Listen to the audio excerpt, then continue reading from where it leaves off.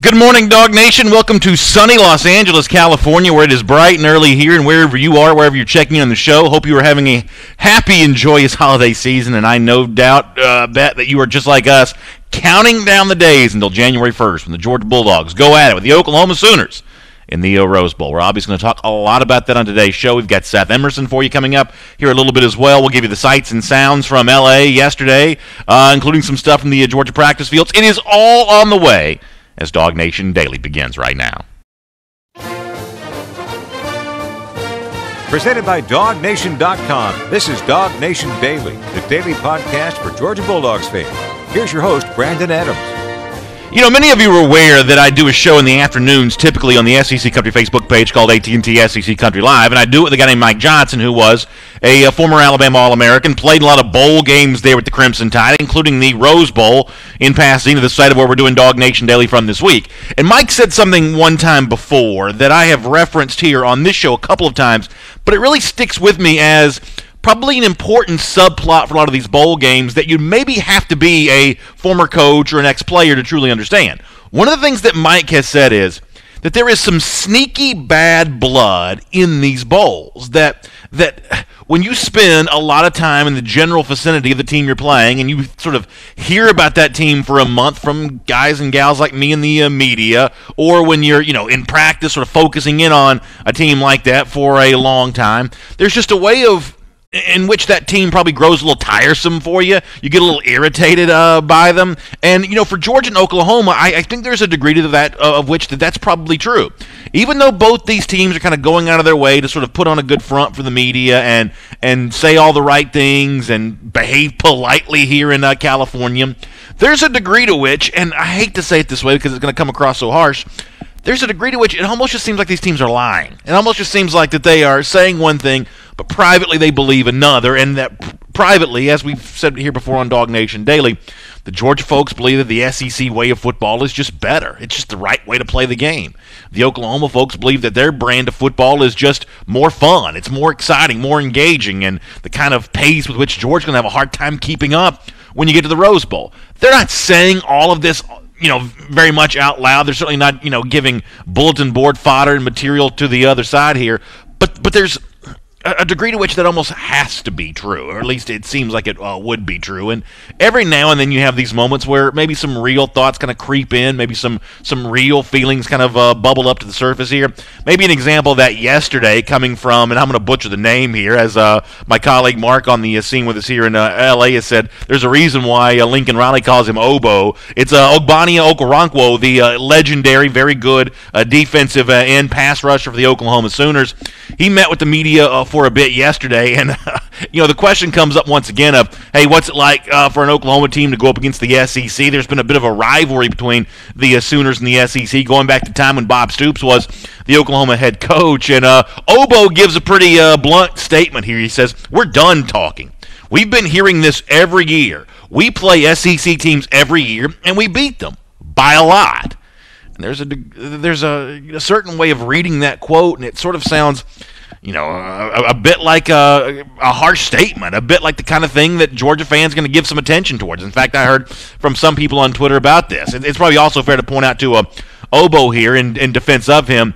He said similar things throughout the day yesterday, and a lot of the things that he said, I know that Jake Trotter, who covers, I think he covers the Big 12 for ESPN, he had a video up of Obo, and what he said in that video was a little more benign than the way this quote kind of comes across. This quote kind of comes across as, Oklahoma feels like it's settled. They've proven their superiority over the SEC.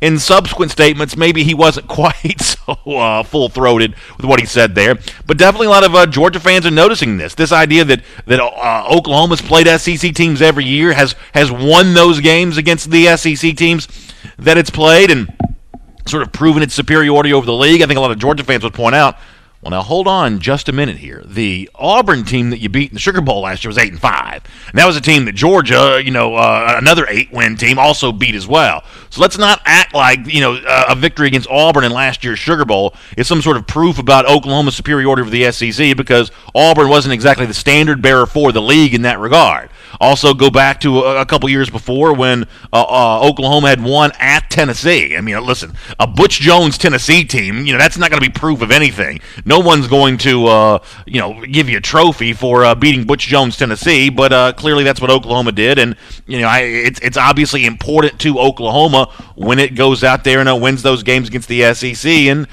listen, I also sort of get this from the Oklahoma side of things as well. I imagine they do get tired of being asked about the SEC. They do get tired of being asked about, and we even had this yesterday with what the columnist Barry Trammell had said, about Georgia's place in the SEC pecking order in a league where conference pride is taken very seriously. I'm sure that is probably a bit of an irritant at times for Oklahoma, including its outstanding defensive end, Ogbonnia Okoronkwo. So I understand all of that, but there is a reason that these questions are being asked, and there is a reason that the SEC plays the way that it does, especially teams like Georgia and Alabama that rely heavily on lines of scrimmage. That is different than what Oklahoma does, and Georgia wouldn't be doing this if you didn't think it was the recipe for victory, especially against a team like Oklahoma that doesn't see this style of play very much. And as we have said a million times, of course, what Oklahoma does is the kind of thing that Georgia hasn't seen very much either.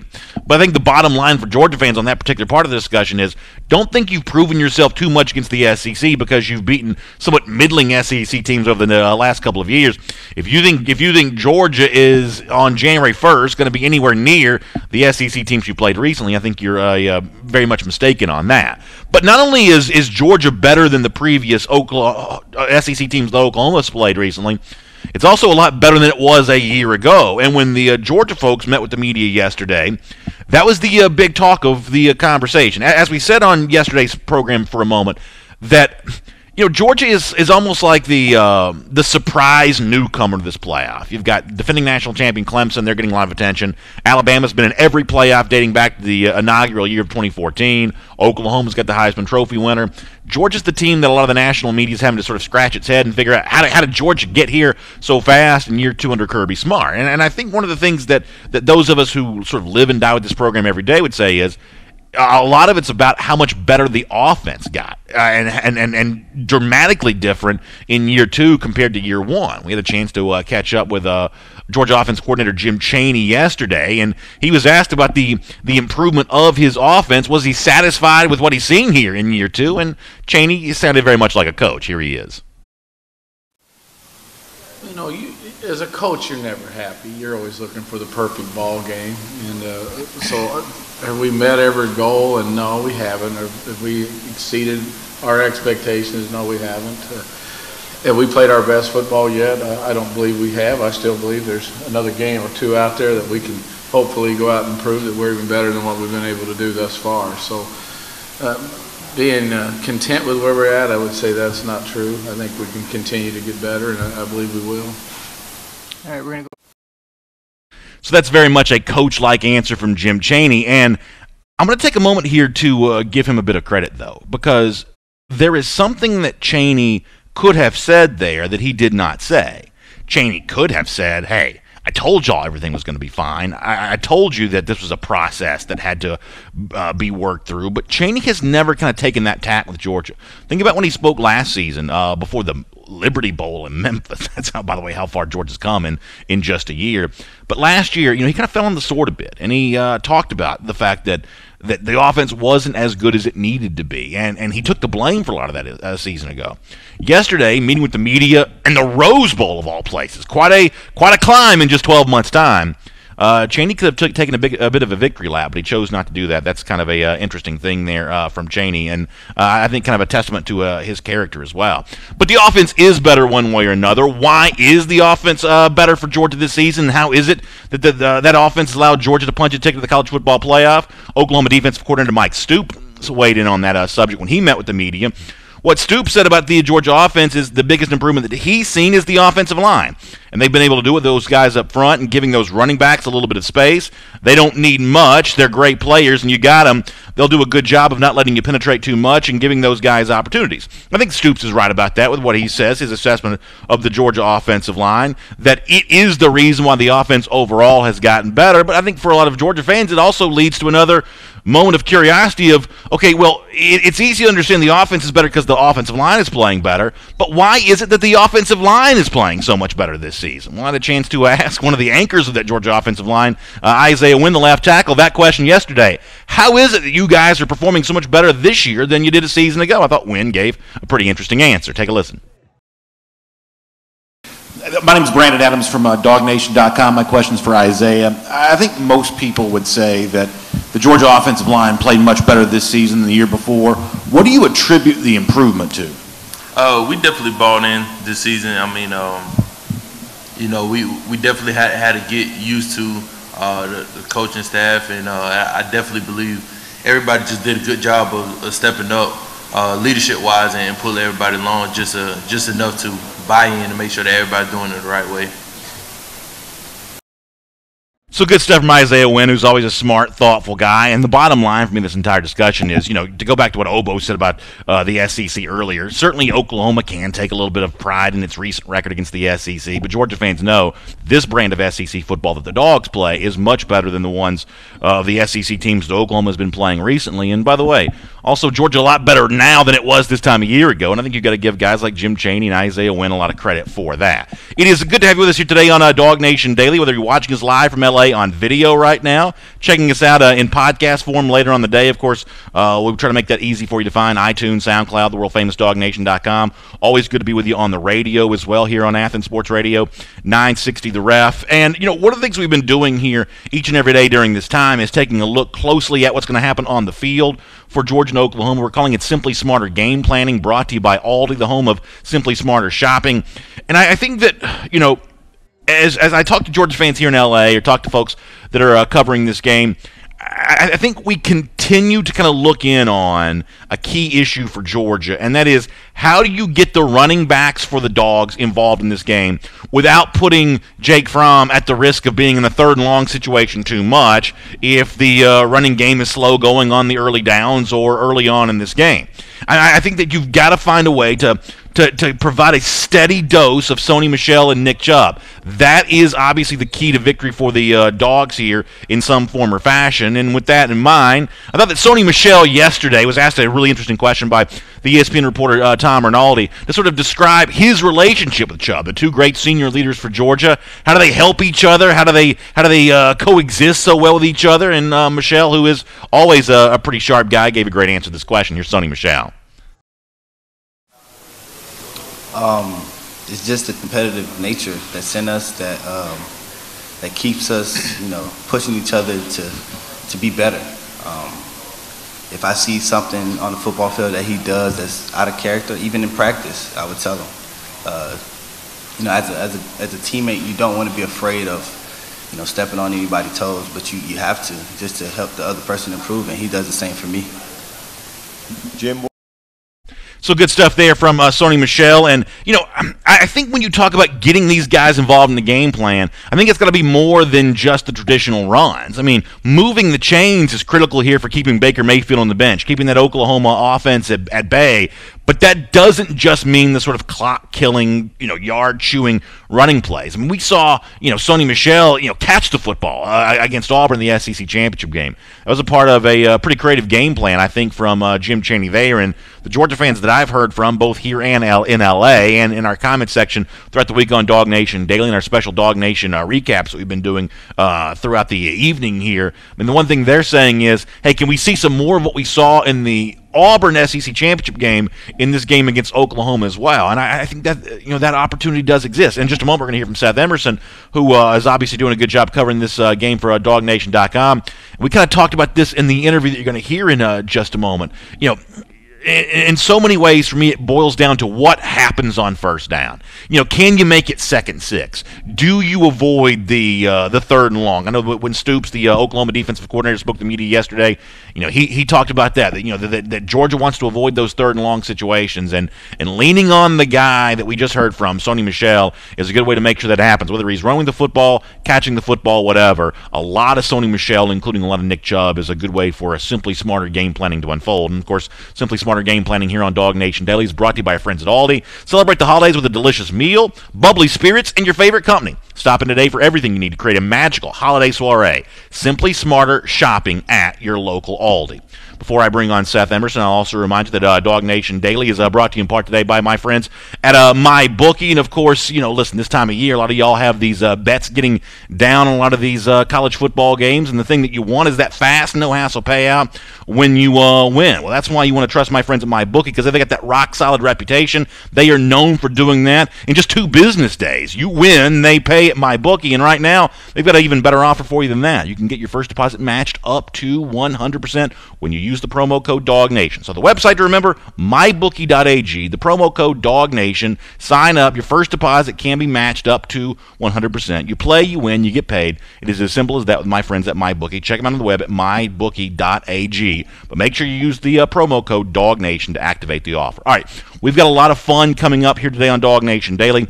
We'll also take a look here in a moment at the strange saga of Baker Mayfield, apparently too sick to be a part of some Oklahoma team events this week, but not too sick to get into a beef with an NFL analyst. We'll tell you all about that coming up. But first, as promised, here's a conversation I had with Dog Nation Seth Emerson as we look a little more closely at what's going to happen for Georgia in the Rose Bowl later on this week.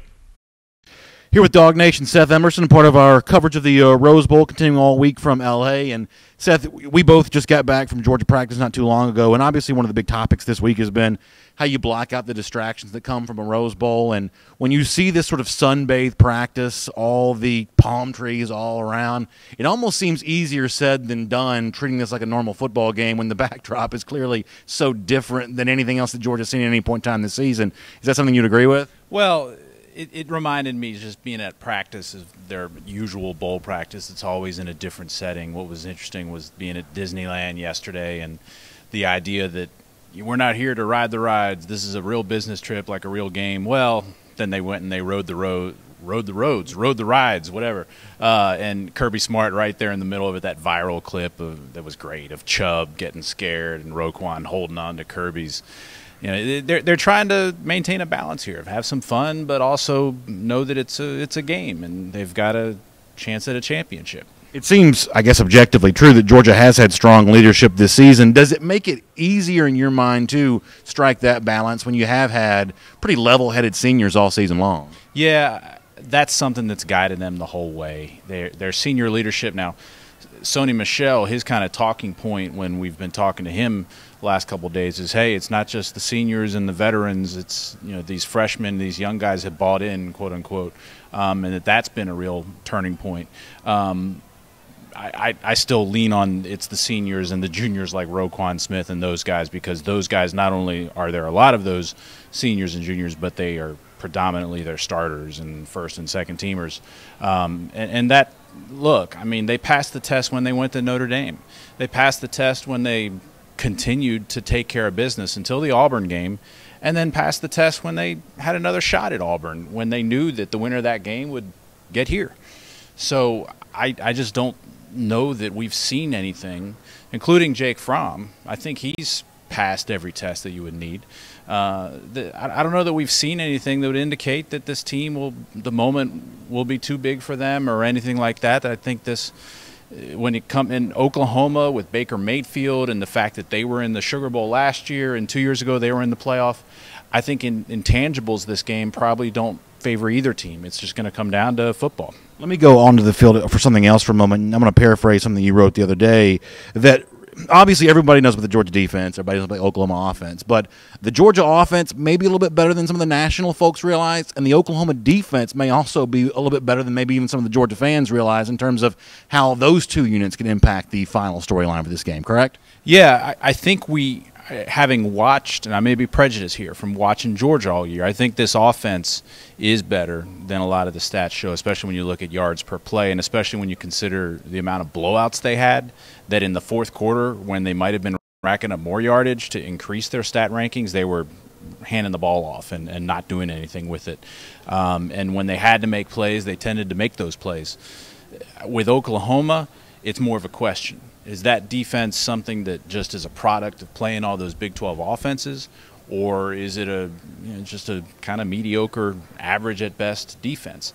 The one thing that you put in Oklahoma's favor is when they went to Ohio State in week 2, they won that game, and they won it 31-16, I think it was. The defense showed up that game. And Ohio State, by the way, was number 5. They were almost in the playoff. They were almost here. So I think that's one thing in their favor, but I still think that we know Georgia's offense is better than the stats indicate. We don't know whether Oklahoma's defense is. I'm going to tell you what a lot of fans have said to me, and you tell me if you think this is an oversimplification.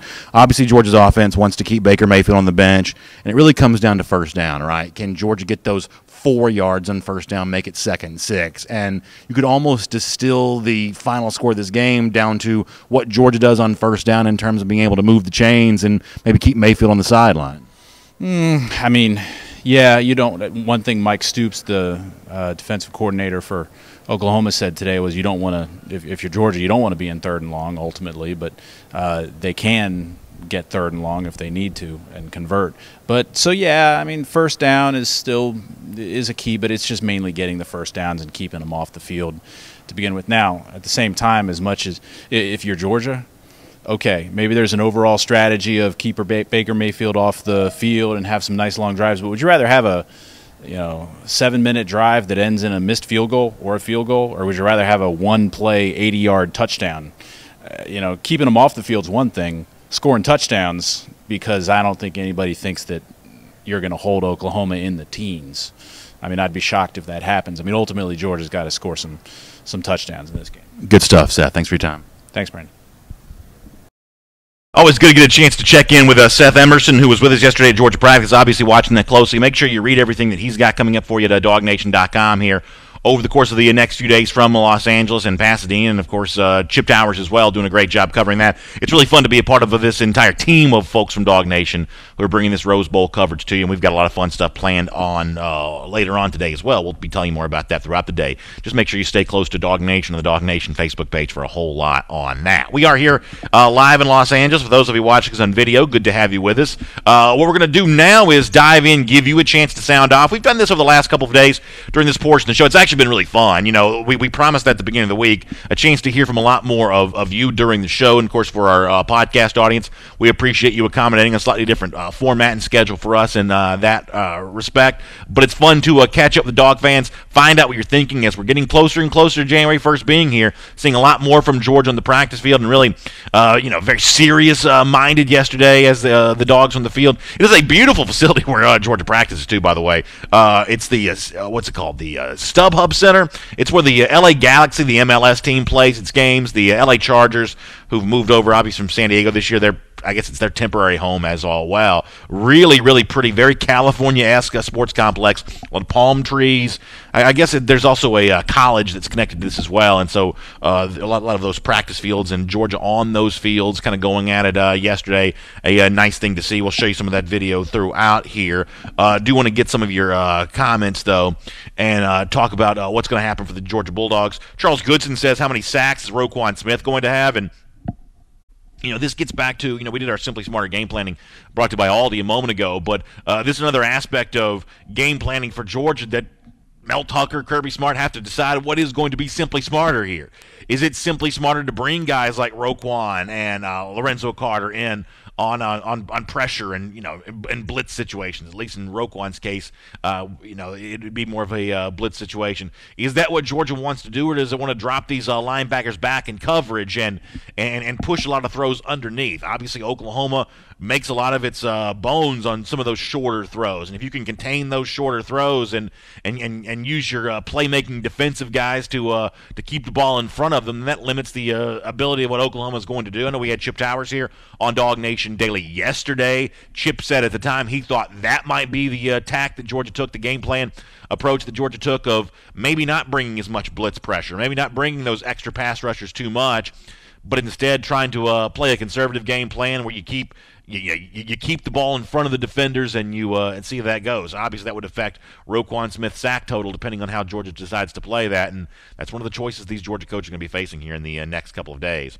Joyce Crumley says, is Kirby Smart doing any recruiting while in Los Angeles? Well, the Georgia program is certainly doing its part to make sure this Rose Bowl trip is a big recruiting advantage for UGA. I know here earlier in the week we showed you the image that Tommy Bush, the receiver that Georgia's still chasing down for the class of 2018, he tweets out the picture of himself that Georgia sent to him. It's a Photoshop deal, wearing the Georgia Christmas sweater, and it was a postcard basically from L.A. and Pasadena saying greetings here from California. So Georgia's using that. If you're watching this on video, you also saw another example a moment ago of the ride, the Disneyland ride. Nick Chubb, Roquan Smith, Isaiah Wynn, along with Kirby Smart, all enjoying that. That in itself becomes a recruiting tool because, listen, 3 or 4 years of your life in college, you want to maximize your opportunities to have fun. It's one of the reasons why good players like playing for good programs, because they want to be a part of weeks like this. And so I think this trip to the Rose Bowl for Georgia in a lot of ways recruits itself. It becomes its sort of own commercial here for the future of the program. So yeah,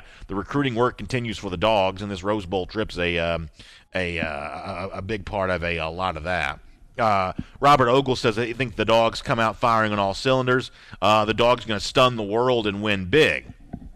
And Robert, that last part of your question or your comment there, I think, is one of the interesting subplots to this game as both these sides try to sort of paint themselves a bit as the underdog, I guess. I mean, I think Georgia would like to see itself as the team that's capable of shocking the world because at the beginning of the season, this is the one team in the college football playoff that few would have picked to be here. Now, some people did. We here in DawgNation Daily, we certainly thought the Georgia Bulldogs were going to win the East. Barrett Sleeve from CBS Sports was obviously on Georgia at the beginning of the season, but most of the media would have picked someone else other than Georgia to be here. Alabama, Clemson, Oklahoma, just to certain respects are not really surprises here.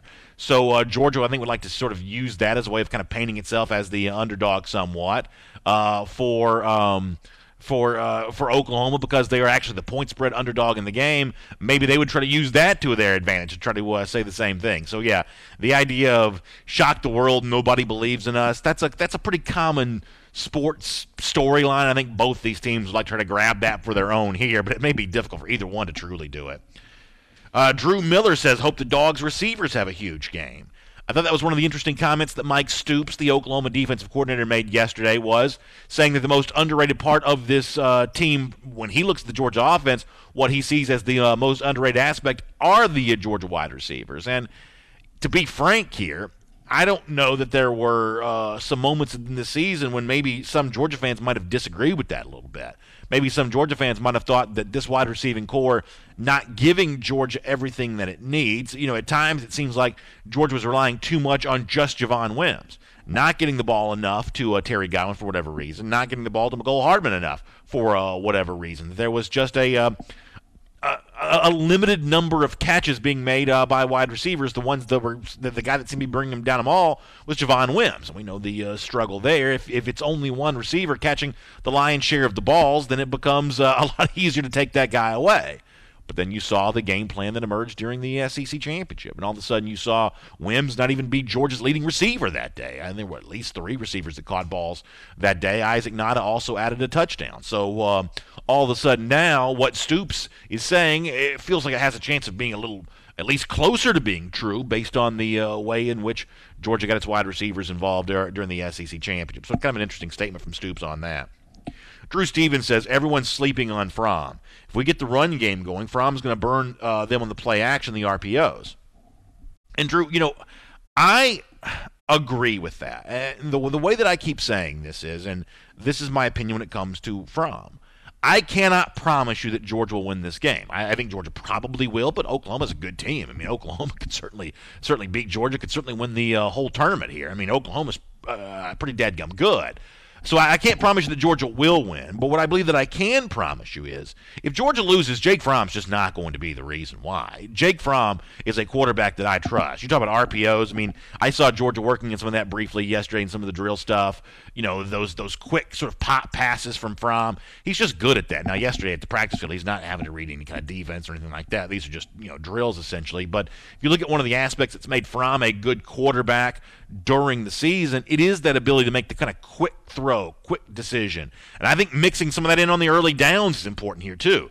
Everybody says, hey, Georgia wants to run the football and move the clock and keep Baker Mayfield on the bench, and Georgia does want to do that, but that is one of those things that's, you still got to be careful about running the ball too much when everyone knows you're doing it, because you have a way of becoming predictable. Would it surprise me to see Fromm mixing in some of those short, quick throws that he's been successful with, especially during the SEC championship game? See him mix some of that in the early downs, the early going of the game against Oklahoma.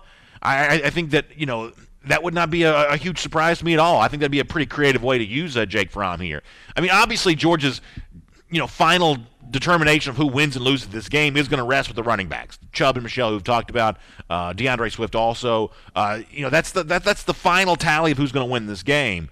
But I agree with what the commenter said a moment ago. Don't kid yourself in thinking that Jake Fromm won't be a big part of this as well. He's not the Heisman Trophy winner.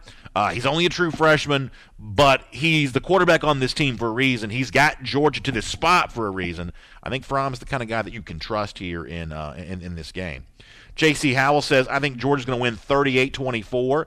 That's about what I think. Do I think Georgia wins by 2 touchdowns? That may be a slightly wider margin than I'd give you in terms of the overall outcome of this game. But overall, as we've said here now, I think the winner's in the 30s. I think the loser's probably in the high 20s. I think both these teams are going to score some points. I think that the team that can find 30, and for Georgia that may be more of a challenge than it is for Oklahoma because of how much Oklahoma has moved the football this year. But Georgia does have to try to move it against the Georgia defense, which is obviously a little bit of a help there as well. But for me, that's what it kind of comes down to. I think the winner's getting 30. I think the loser's stuck somewhere in the 20s, and that's about where this game is going to go. Keith Smith says DeAndre Walker's going to be an unsung player in the game. Byron P. Walker asks, what color jerseys will Georgia be wearing? Georgia will be wearing the white during the game. They are the lower-seeded team. In fact, yesterday during practice, the offense was wearing the white jerseys, which is customary in a game, a week in which Georgia's going to wear white during the game. So that is what's going on there. Will Scott also reminding us that Baylor scored 40 on Oklahoma, and that is true. Oklahoma has played some of those Big 12 games this year where teams like Baylor and Oklahoma State got a lot of yards and points against them. All right, we're going to take a lot more of your comments here coming up here today on DawgNation Daily as we let you sound off on what you think about the game against Oklahoma. We'll do that here coming up. But for now, here on DawgNation Daily, let's move on and get ready to do the rest of the program, including our SEC through right now. All right, so here on DawgNation Daily, as we do our SEC through, I'll remind you that DawgNation Daily is brought to you in part today by our friends at Kroger. And don't forget, Kroger's got big savings for your happy holidays. You can order your party platters for appetizers, brunch, or more. It's perfect for all your holiday parties, including your New Year's parties here coming up over the course of the next couple days. So make sure you order online at Kroger.com or stop by your local Atlanta area Kroger for more on that. And, of course, it's great to have Kroger with us here today on DawgNation Daily. All right, so Ed Orgeron, the LSU coach, has spoken out about something that we talked about on the show yesterday.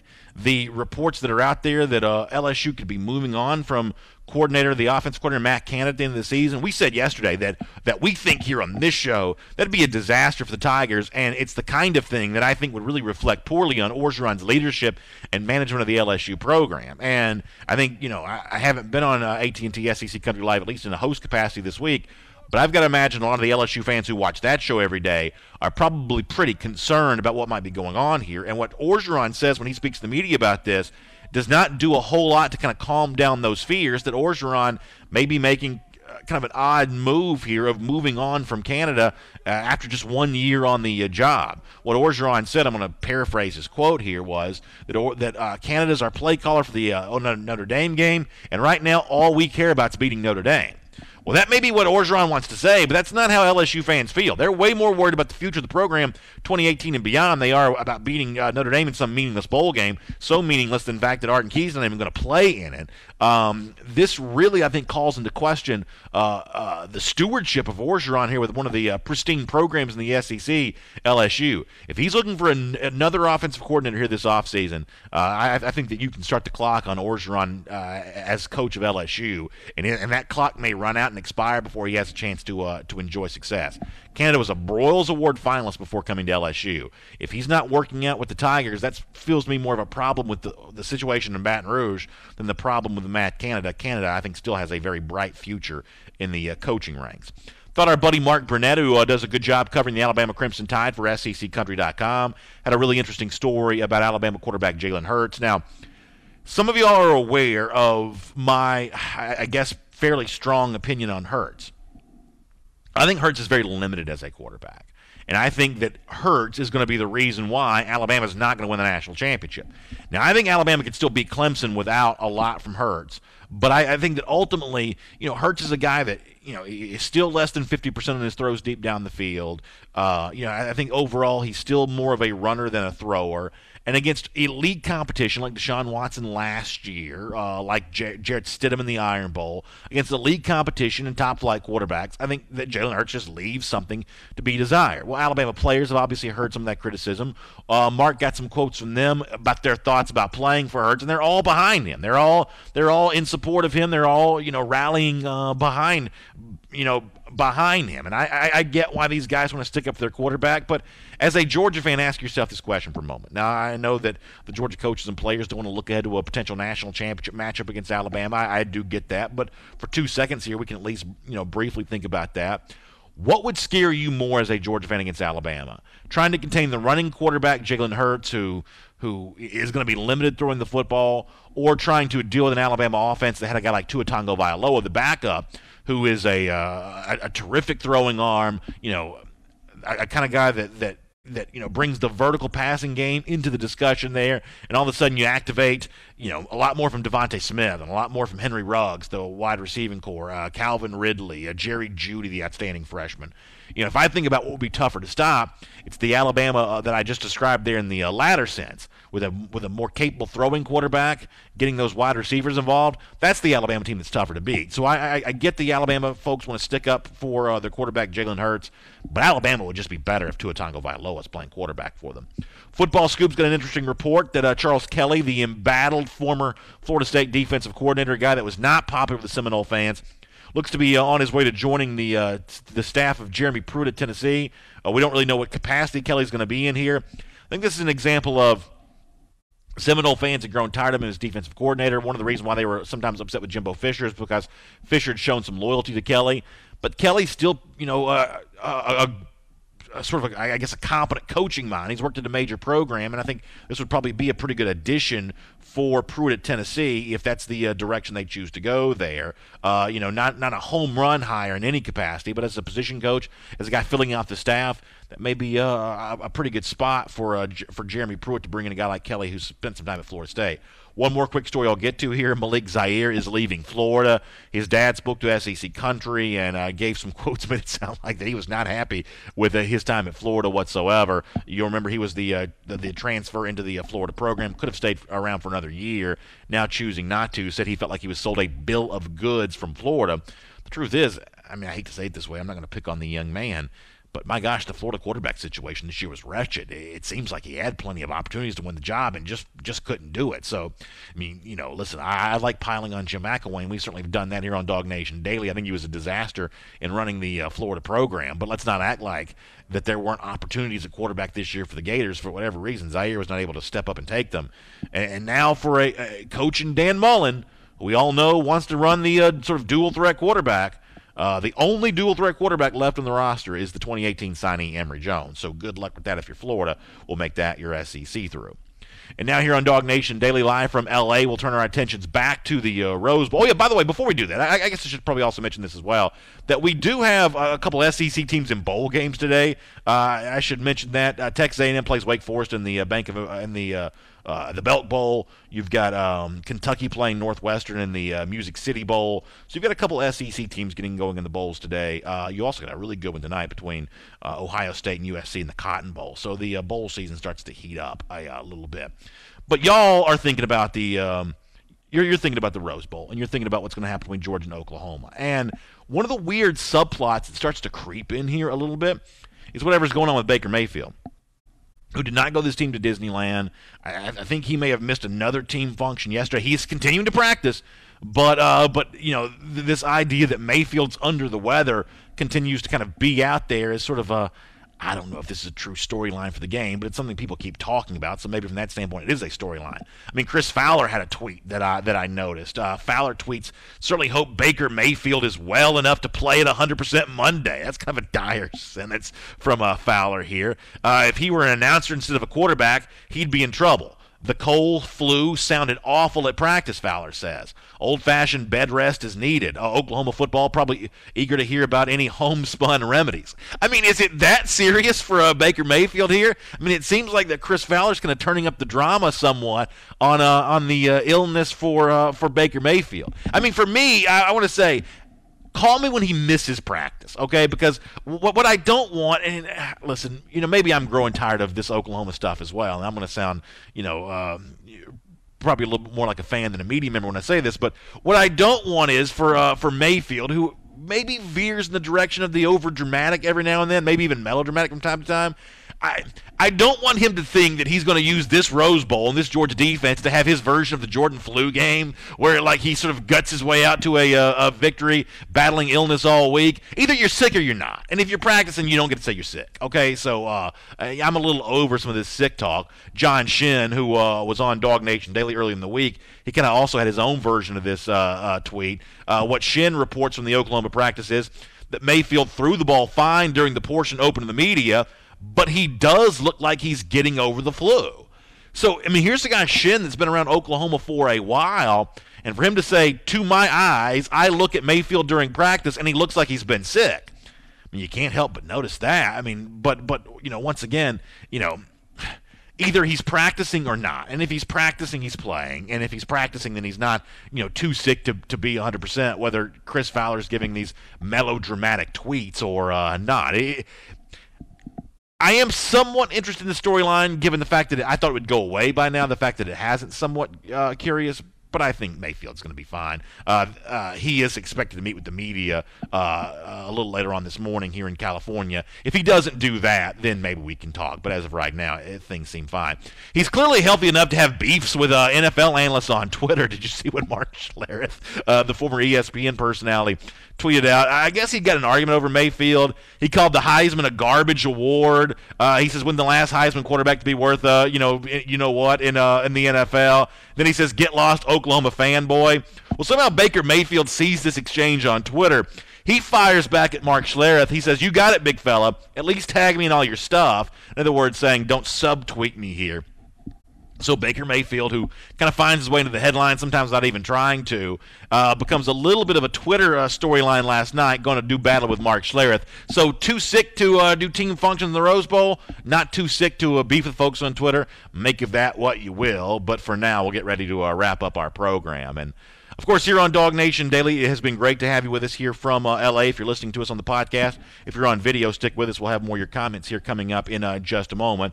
And listen, we close the show the same way every day, no matter where we are, in L.A., in Chicago. We've been everywhere for DawgNation Daily this year. We've thought about a lot of big games. Rose Bowl, we're thinking about that coming up on Monday. But we still take a moment to rub it in the face of the Florida Gators, remind them that Georgia beat them 42-7 this past year and are coming for them again next October. Why do we do it? We believe that good Georgia fans are Gator haters first and foremost. We believe that's supposed to be the Dog's biggest rival. That's why we do the Gator Hater Countdown every single day here on DawgNation Daily. Quick reminder, 302 days from right now, Georgia goes back to Jacksonville and gets another win over the Florida Gators. A lot of fun coming up for us today here at DawgNation.com, DawgNation Daily. Stay close to the website, close to the Facebook page for more from practice and a whole lot of fun in between, including some Georgia players and coaches coming up later on as well. Thanks for being with us. We'll talk to you tomorrow. And for those of you who are watching us on video right now, we will get ready to chat with you on some comments. Let me close out some of these windows so I can focus a little bit more on what y'all have got going on, and we'll kind of dive into some of this here right now. Alan Verbanchik says Baker's going to be fine. Nothing will keep him out of this game. And yeah, Alan, that's kind of my point. And I think maybe at this point in time, and I alluded to this during the regular broadcast a moment ago, I think at this point in time, I'm just sort of getting tired of some of this kind of stuff too. I'm sort of getting tired of the, I said a couple of weeks ago or a few days ago on DawgNation Daily that Baker Mayfield sort of played the Eddie Haskell role this week. Now, some of my more seasoned veteran viewers know who Eddie Haskell is. Some of the younger folks don't. Haskell was a character on the old Leave It to Beaver show who would kind of pretend to be a good guy in front of the adults, but when the kids were around, he was kind of, acting a little bit more like a kid, a little bit more of a rebel, I guess. I mean, that's the role that Baker Mayfield's been in since this Rose Bowl matchup was announced. He's pretending like he had some great reverence for Herschel Walker. I am a lot older than Baker Mayfield, and I am too young to have seen Herschel Walker play all that much.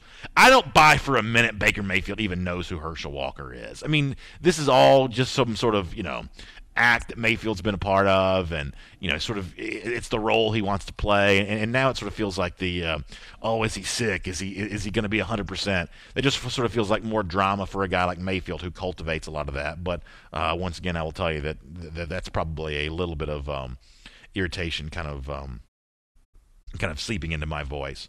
Aaron Stevens says, any takeaways for Oklahoma given the Big 12 has looked pretty strong in the bowls?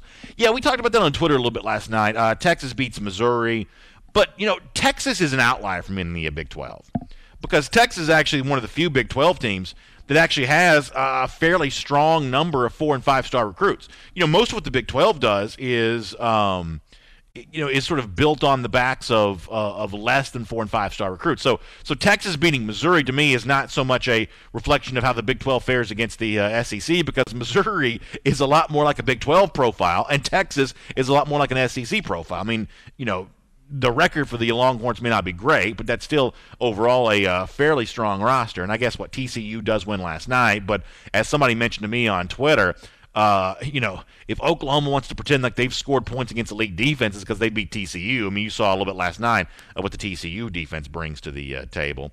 Dan Behan says Mayfield's going to catch a cold, Oklahoma's going to get the flu. Yeah, maybe so. Ooh, I like this.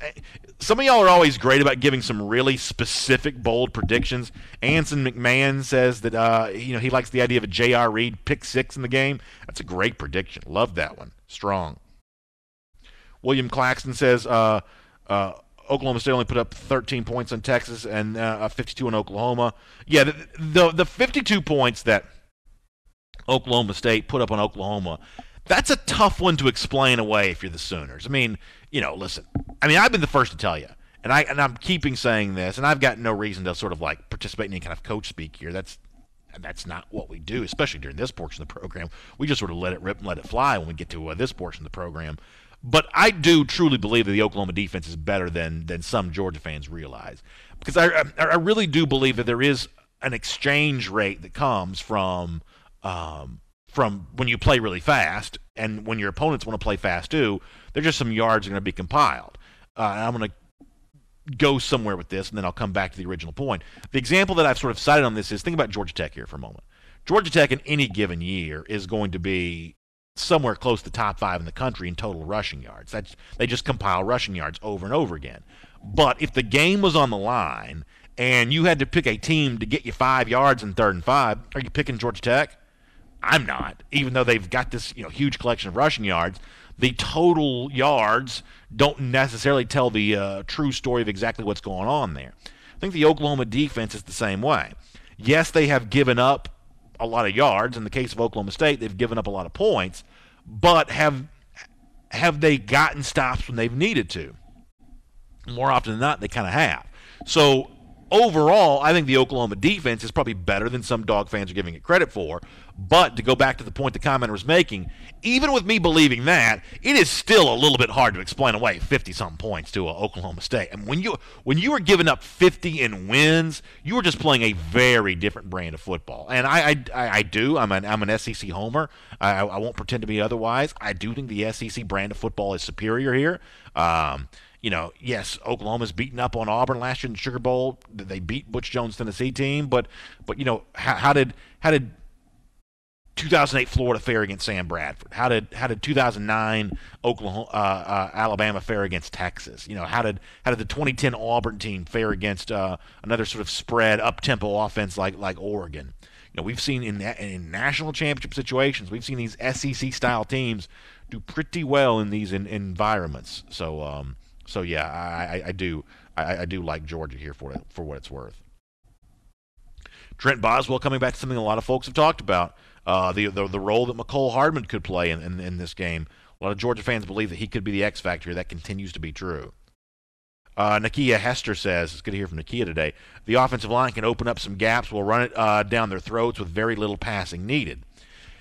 Yeah, I still think that Georgia is going to need to mix some throws in on those early downs. Do you pass on what's considered a running down? Do you sometimes run on what's considered a passing down?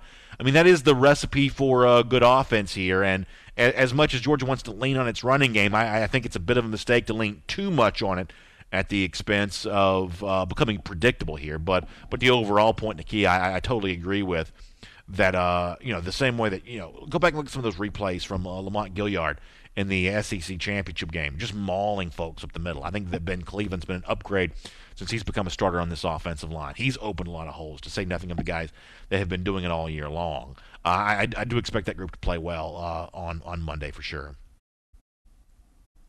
Justin Matthews says, really hoping special teams can make big plays in the game. We need to start the game with a kick return for a touchdown. Yeah, by the way, on one of these shows at some point in time this week, we are going to there's some prop bets out there. And prop bets are specific instances in the game. You can sort of bet, do you think it will happen? Do you think it won't happen?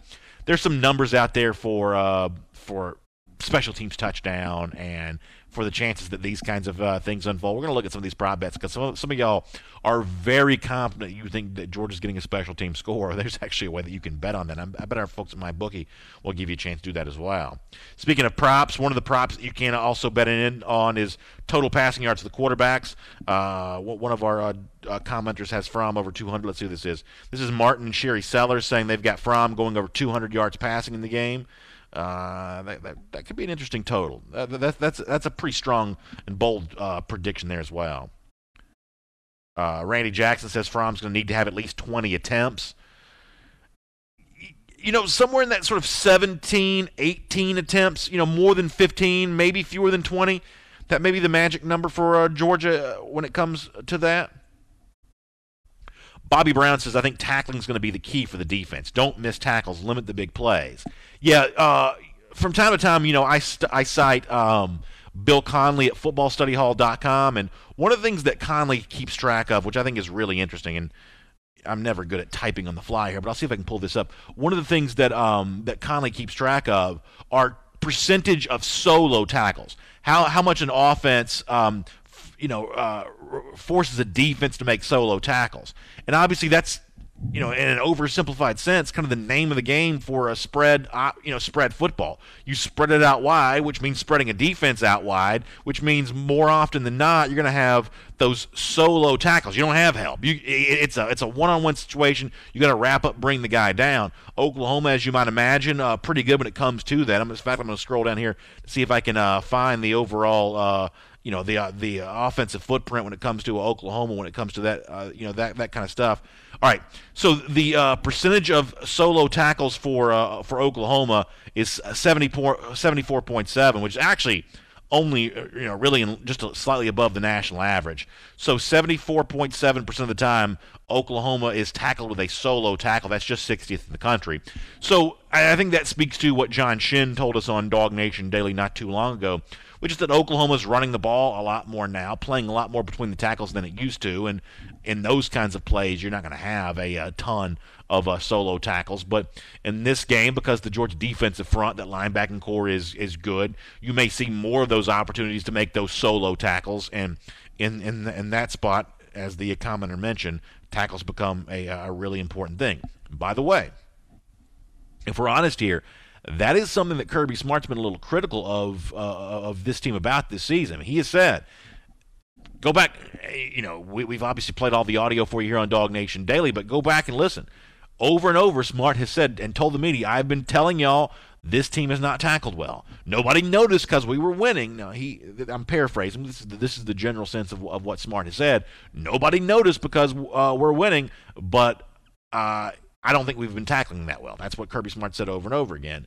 And so, as the commenter said, in this game against Oklahoma, the need to have your best overall day, wrapping up, finishing the tackle all the way to the ground, I think that becomes a real key part of what's going to go on here.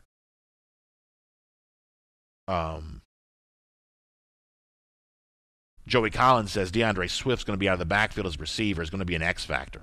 Yeah, listen, I mean, y'all know how I feel about DeAndre Swift. It's the same way y'all feel about him as well. To watch this young man, and I had a chance to see a bit of him at practice yesterday, to watch this young man is to just see a a really special-looking athlete. He's got the size. He's got the speed. He is a guy that can be used creatively in a lot of ways. And as Kirby Smart has sort of bragged about here, he's also the kind of guy that if you put him in like the slot, he can block for you. I mean, and you know, for a lot of freshmen, I think that's sort of one of the sort of unsung reasons why a lot of these guys don't play very much, is because, you know, they've been, you know, Harry High School, you know, scoring 1,000 touchdowns. They've never asked to lower the boom on somebody on the block, and all of a sudden in the SEC, when you're asked to lay the lumber on somebody who's just as big as you are, there are some players out there in the history of football who have not wanted that for themselves. What was it that somebody said one time? You know, a business decision to maybe not get involved in some of that kind of stuff. Well, if you're a freshman, you don't want to do that. You're not going to play. Not for Kirby Smart anyway. But DeAndre Swift does not shy away from that kind of stuff. So you can play him as running back. You can play him as a slot receiver. You can utilize him in a lot of different ways, because when he's not supposed to touch the football, he is going to put somebody on the ground, and that is a great way to find your way onto the football field. And also, I mean, I'm going to be a broken record on this, but I loved Georgia's game plan against Auburn. Now, the Auburn defense is so much better than Oklahoma, so it's maybe not even fair to use this as the example. But, you know, how about you just dump the ball off to Swift and just let him try to make a guy miss? You know, do that with Sonny Michel. Both those instances worked in the SEC championship game. Now, you know, this Oklahoma defense is a slightly different animal. You don't have to worry so much about the extreme pressure, the way that Auburn seems to apply it. But just give me just a simple throw out to Swift. Let's just see what happens after that. You know, finding a way to make a guy, especially when, you know, I think that there are some legitimate questions about the Georgia wide receiving core, you know, apart from the praise that Mike Stoops threw in their direction. I think Georgia fans overall feel better when running backs have the ball in their hand looking to make something happen, maybe more so than some of the other guys. Sherry Minnick, Philip Jordan Wells, all kind of echoing the same sentiment that we are, pins and needles. I mean, to say, even in L.A., and, you know, the weather's beautiful, people are having a good time, but you know, it is pins and needles time in terms of, is this game going to get here? When's it going to get here? Let's the talking be done. Let's, you know, tape it up, you know, put the pads on and go out there and play football. I can tell you that the feeling and the sense here in L.A. is very much the same sense that you're getting wherever you are in DawgNation. Of course, a lot of y'all are also on pins and needles as well because you travel. Some of y'all are watching from the airport, whether it be the Atlanta airport somewhere else. Some of y'all are checking in from, you know, all across the globe here, and many of you making plans here. So some of y'all are on pins and needles for a very different reason, because you're on your way to L.A. Just know we've got your spot saved. You'll be here and ready to go there when you get here. Joel Moody says he thinks that DeAndre Swift's going to be the next great Georgia back in the first round of the NFL. Could happen for sure. Joe Rush says Georgia's going to have to play, quote, our game. Oklahoma's going to have to make serious adjustments defensively to beat us. That's true, but and I think you're right, Joe, but I do think that Georgia at least doing a couple things to keep Oklahoma off balance is important here as well. Justin Turner says, who you got in the Clemson-Alabama game? I think I'm leaning Alabama here. I'm surprised by how much Clemson talk there is out there. I mean, look, this is an oversimplification, but Clemson barely beat Alabama last year with Deshaun Watson. They don't have Deshaun Watson this year. I mean, to me, you know, that's the recipe for an Alabama victory. Zachary Chavis got Bama 38-21 over Clemson. How about that? And he's got Georgia 42-14 over. I can say with full confidence that there will be a state of emergency declared in L.A. if Georgia beats Oklahoma 42-14, because there is going to be some partying in the streets all across what they call SoCal if Georgia wins this game 42-14. That may be the kind of thing that Southern California never forgets. I like Joe Rush's comment here. He says, and by the way, Isaac Taylor Stewart should just ride HOME with the gang. Yeah, I'm sure that the Dogs love to bring Isaac Taylor Stewart back with them for sure. The very talented defensive back here from Southern California. Neil Landon Jackson says, Fromm, just put the ball in the playmaker's hands and don't force it. Georgia's going to win big. Well said there. Ken Feinberg says, wonder if they'll call holding in this game. Yeah, a lot of these officiating crews are a bit of a mystery sometimes. Mark Cochran says if we can prevent the big plays, can run the clock, pound. Shelton Tucker says, remember the Hawaii quarterback to pick us apart. We won 41-0. This year we beat Oklahoma 41-17. Wow. I mean, I do think that that Baker Mayfield is a much better quarterback than Colt Brennan, but I understand where you're coming from on that. J.C. Howell mentioning the fact that Dominic Sanders has been so good at getting interceptions this season, wondering aloud if he might get an interception in the game. That's kind of a good thought for Georgia fans to have. Let's get a couple more quick comments, then we'll get ready to get out of here. Marion Taylor says the key is to frustrate Baker Mayfield, and the game is ours. I think the issue here, though, is how do you frustrate him best? Do you frustrate him with pressure? I think a lot of folks are saying maybe it's more frustrating to give him nowhere to throw. Force those underneath throws over and over again. He's going to get completions. I mean, this Oklahoma offense is designed to get completions, but can you neutralize the value of those completions? I think that may be the best way overall to frustrate Baker Mayfield. All right, lot of comments. Oh wow, is that right? So this is just coming in here. We are 8 a.m. Pacific. Y'all listen closely to this. We're 8 a.m. Pacific here in L.A. The Oklahoma press conference has started. There is no Baker Mayfield there. This, I believe, is the third team function at least that he's missed this week. Did not go to Disneyland. They have what's called the Beef Bowl. Lowry's is a famous prime rib joint in Southern California. They host, they always have these eating contests between the two teams. The version of that here for the Rose Bowl is a place called Lowry's. I was told by some reporters last night that Mayfield did not attend that event, and now he's not at the press conference. So I guess we're rolling with this. Mayfield less than 100%. I'm still going to say what I've been saying, that he's not practicing. Until he misses practice, I don't take this seriously. Neil Landon Jackson says it's all for a show here. I mean, I